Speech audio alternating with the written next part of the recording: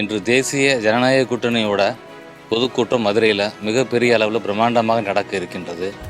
இந்த நிகழ்வில் மாண்புமிகு பாரத பிரதமர் அவர்கள், தமிழ்நாட்டில் என்டிஏ கூட்டணியோட தலைமை, அதிமுகவுடைய பொதுச் செயலாளர், வருங்கால முதலமைச்சர் ஐயா எடப்பாடியார் அவர்கள் மற்றும் கூட்டணி கட்சி தலைவர்கள் அண்ணன் டிடிவி அவர்கள், அண்ணன் அன்புமணி அவர்கள், அண்ணன் நயினார் நாகேந்திரன் அவர்கள் எல்லாரும் இங்கே இன்றைக்கி கலந்துக்கிற இருக்கிறார்கள்.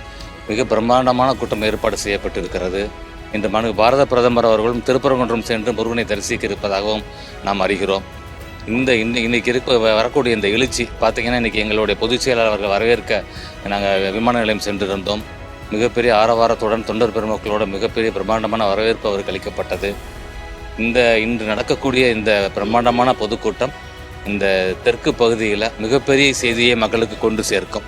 வரக்கூடிய 2026 சட்டமன்ற தேர்தலில் என்டிஏ கூட்டணி எடப்பாடியாரோட தலைமையில் மிகப்பெரிய வெற்றி பெற்று கழகம் ஆட்சி அமைக்கும். ஐயா எடப்பாடியார் தமிழ்நாட்டின் முதலமைச்சராக